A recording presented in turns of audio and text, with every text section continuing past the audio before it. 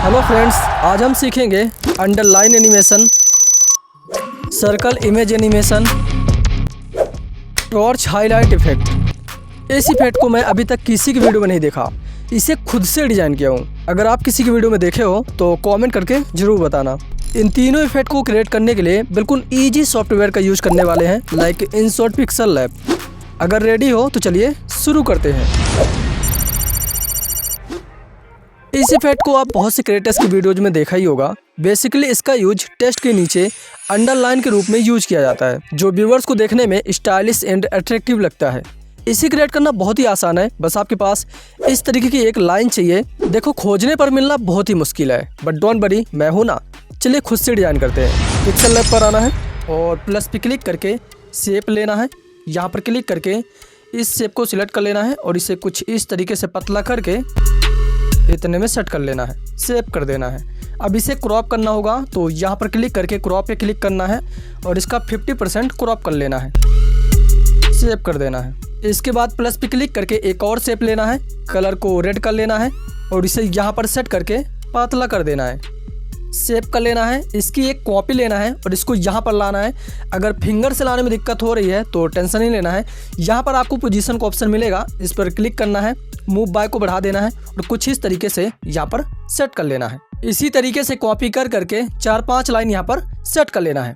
तो चलिए मैं फटाक से कर लेता हूँ। तो मैं 5 रेड लाइन को ऐड कर लिया हूँ। अगर आप भी इतने ही लाइन ऐड किए हो तो अब लेयर पे क्लिक करके यहाँ पर क्लिक करना है और जितनी भी रेड लाइन है उन पर टिक कर लेना है और यहाँ पर क्लिक करके मर्ज कर लेना है। लेयर से बैक आ जाना है। अब आप कॉपी करके 5 लाइन एक बार में ऐड कर पाओगे। इससे आपका बहुत ही टाइम बचेगा और आपका काम भी जल्दी होगा। तो ये ट्रिक कैसी लगी लाइक करके जरूर बताना। तो चलिए मैं जल्दी से लाइन ऐड कर लेता हूँ। इस तरीके से रेड लाइन ऐड करने के बाद लेयर पर क्लिक करके यहाँ पर क्लिक करना है और जितनी भी रेड वाली लाइन है उन पर टिक कर लेना है और ये जो व्हाइट वाली लाइन है इस पर भी टिक कर लेना है और यहाँ पर क्लिक करके मर्ज कर लेना है। लेयर से बैक आ जाना है। अब इसमें जो रेड वाली लाइन है इसको हटाना होगा, उसके लिए नीचे आना है और यहाँ पर आपको इरेज कैप पे क्लिक करना है, इनेबल कर देना है।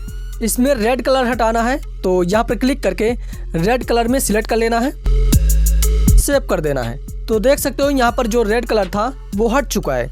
अब यहाँ पर क्लिक करके इसे ट्रांसपेरेंट में सेव कर लेना है।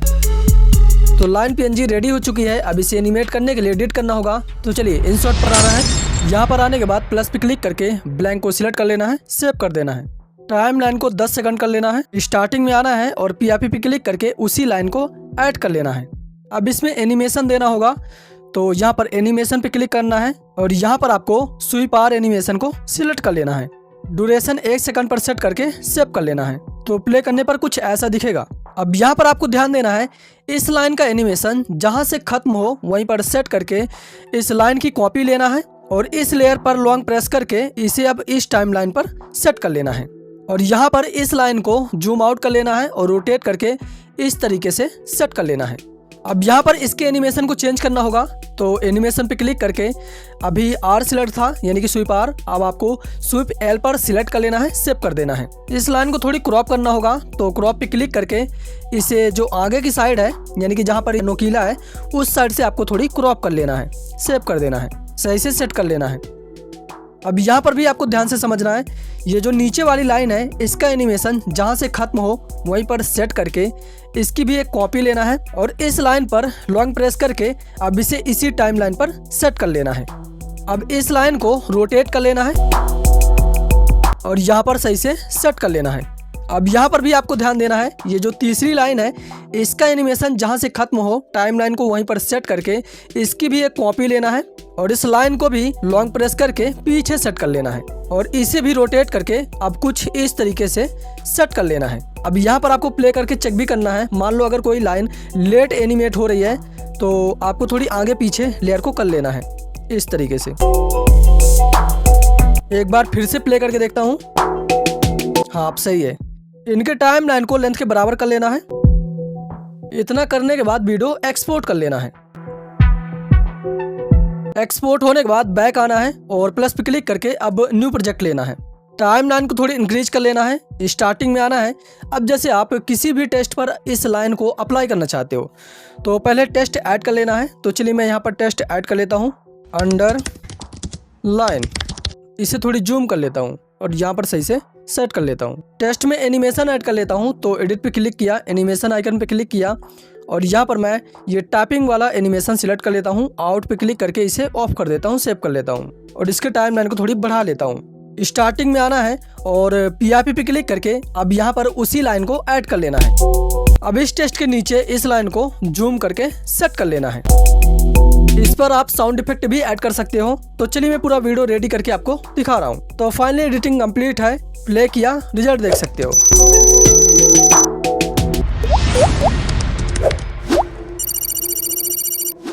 इस एनिमेशन को भी आप बहुत से क्रिएटर्स की वीडियोज में देखा ही होगा। इसे क्रिएट करना बहुत ही आसान है, बस आपको चाहिए इमेज और इस तरीके का बैकग्राउंड। अगर बैकग्राउंड नहीं है तो चलिए खुद से डिजाइन कर लेते हैं। पिक्सल लैब पर आना है, यहाँ पर आने के बाद सबसे पहले बैकग्राउंड को ब्लैक कर लेना है। इसके बाद प्लस पे क्लिक करके एक शेप लेना है, रेडियस को 100% इंक्रीज करके थोड़ी जूम कर लेना है। कलर चेंज कर लेना है, तो यहाँ पर मैं रेड कलर सिलेक्ट कर लेता हूँ। अब इसमें स्टॉक भी ऐड करना है, तो नीचे आना है और यहाँ पर स्टॉक का कलर सिलेक्ट कर लेना है। तो मैं व्हाइट कलर सिलेक्ट कर लेता हूँ, ऊपर आया और यहाँ पर स्टॉक देना शुरू कर देना है, यानी कि आपको 23 स्टॉक ऐड कर लेना है। इतना करने के बाद सेव कर लेना है।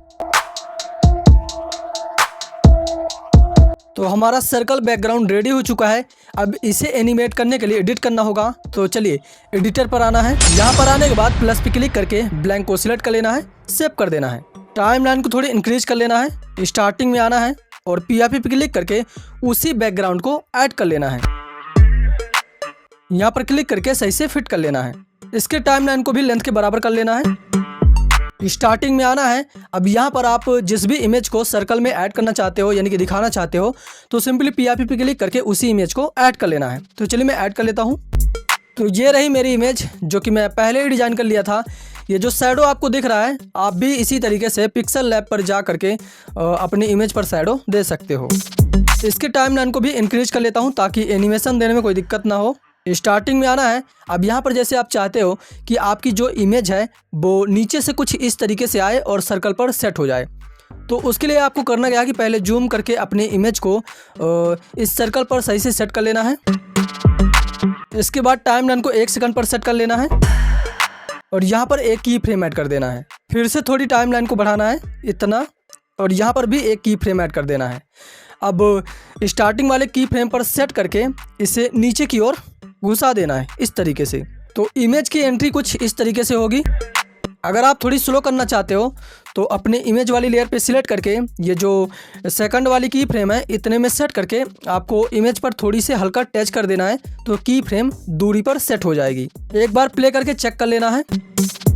अब सही है, लेकिन मेरे जो इमेज का नीचे वाला हिस्सा है वो दिखाई दे रहा है। वाह क्या सीन है। और मैं चाहता हूँ कि मेरी पूरी इमेज सर्कल के अंदर रहे।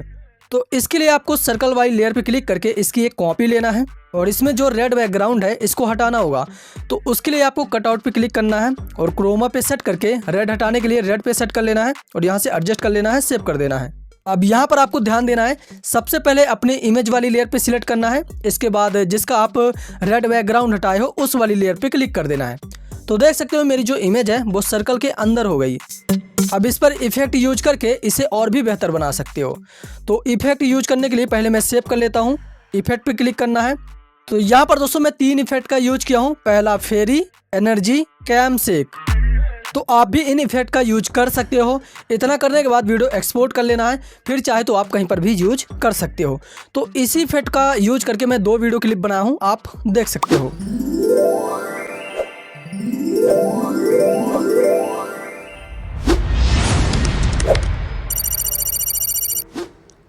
इस इफेक्ट को मैं अभी तक किसी की वीडियो में नहीं देखा, इसे खुद से ही डिजाइन किया हूँ। तो आप भी इस इफेक्ट का यूज करके अपनी वीडियो को 10x बेटर बना सकते हो। इसे क्रिएट करना बहुत ही आसान है, बस आपके पास इस तरीके का हैंड PNG चाहिए जिसमें टार्च पकड़ी हुई हो और आपका मेन सब्जेक्ट, चाहे टेक्स्ट हो, आर्टिकल हो या फिर इमेजेस। तो मेरे पास ऑलरेडी सब कुछ है, कहाँ मिलेगा वो मैं आगे बताऊँगा। पहले एडिट करना सीख लेते हैं। एडिटर पर आना है और यहाँ पर प्लस पे क्लिक करके ब्लैंक को सिलेक्ट कर लेना है, सेव कर देना है। टाइमलाइन को थोड़ी इंक्रीज कर लेना है। स्टार्टिंग में आना है और PRP पे क्लिक करके जिस भी ऑब्जेक्ट का आप यूज करना चाहते हो, चाहे इमेजेस हो, आर्टिकल हो या फिर पॉइंट्स, उसको ऐड कर लेना है।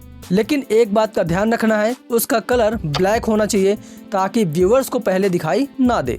तो मैं यहाँ पर आर्टिकल यूज करने वाला हूँ, तो चलिए उसे ऐड कर लेता हूँ। तो ये रहा आर्टिकल, शायद आपको दिखाई ना दे, मैं इसे जूम करके सही से सेट कर लेता हूँ। थोड़ी बहुत दिख रहा है बट इतना चलेगा। इसके टाइमलाइन को थोड़ी इंक्रीज कर लेता हूँ। स्टार्टिंग में आना है और PRP पे क्लिक करके उस हैंड PNG को ऐड कर लेना है जिसमें टार्च पकड़ी हुई हो। तो मेरे पास है, ये रही, ऐड कर लेता हूँ। इसके टाइमलाइन को भी लेंथ के बराबर कर लेना है ताकि एनिमेशन करने में कोई दिक्कत ना हो। स्टार्टिंग में आना है। अब यहाँ पर मैं सोच रहा हूँ कि हैंड नीचे से आए, इसके बाद फ्लैश करे। तो उसके लिए मैं हैंड को पहले यहाँ पर सेट कर लेता हूँ। टाइमलाइन को थोड़ी आगे बढ़ा लेता हूँ। अब यहाँ पर मैं एक की फ्रेम ऐड कर लेता हूँ। अब थोड़ी टाइमलाइन को पीछे लाता हूँ और इसे नीचे घुसा देता हूँ। तो इसकी एंट्री कुछ इस तरीके से होगी। अब यहाँ पर मैं सोच रहा हूँ कि पहले टॉर्च लेफ्ट की ओर फ्लैश करे। तो इतने में सेट करके एक की फ्रेम ऐड कर लेता हूँ।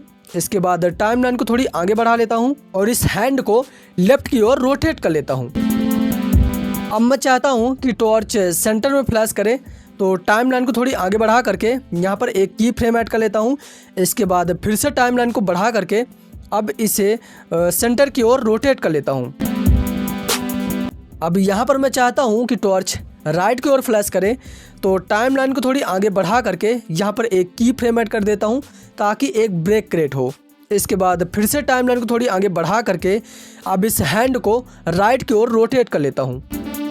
अब एक बार प्ले करके चेक कर लेता हूँ। टॉर्च क्यों नहीं जल रही? रुको जरा, सब्र करो। तो टॉर्च कैसे जलेगी अभी बता रहा हूँ। स्टार्टिंग में आना है और PRP पे क्लिक करके अगर आपके पास व्हाइट बैकग्राउंड है तो ऐड कर लेना है। अगर व्हाइट बैकग्राउंड नहीं है, कुछ भी हो, जो भी आपके पास हो, किसी भी तरह का इमेज हो, उसको ही ऐड कर लेना है। तो जैसे मैं इस थंबनेल को ऐड कर लेता हूँ। अब इसके बैकग्राउंड को पूरा व्हाइट करना है। उसके लिए फिल्टर पे क्लिक करके एडजस्ट पे क्लिक करना है और यहाँ पर आपको कर्व पे क्लिक करके व्हाइट कलर को सिलेक्ट कर लेना है और सभी को ऊपर कर देना है। तो यहाँ पर देख सकते हो मेरा व्हाइट बैकग्राउंड बनके रेडी हो चुका है। ये भी एक ट्रिक है दोस्तों, वीडियो को लाइक जरूर करना यार। इतना करने के बाद सेव कर लेना है।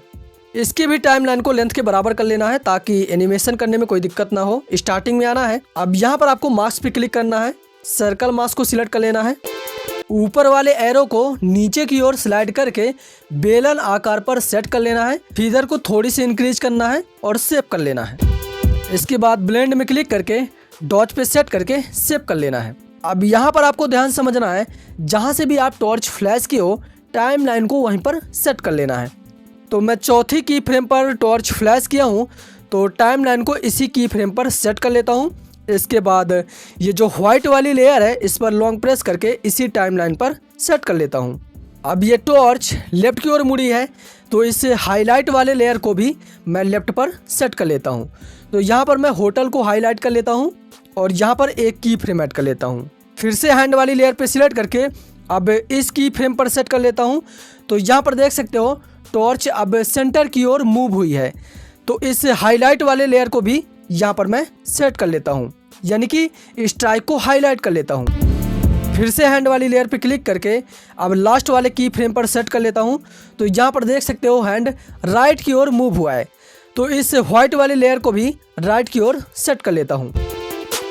दोनों लेयर में की फ्रेम सेम ड्यूरेशन में ऐड करना है ताकि व्यूवर्स को देखने में रियल लगे। तो फाइनली एडिटिंग कंप्लीट है, प्ले किया रिजल्ट देख सकते हो।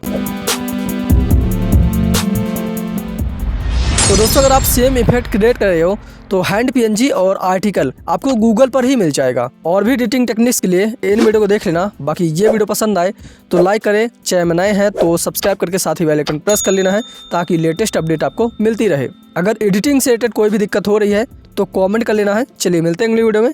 जय हिंद।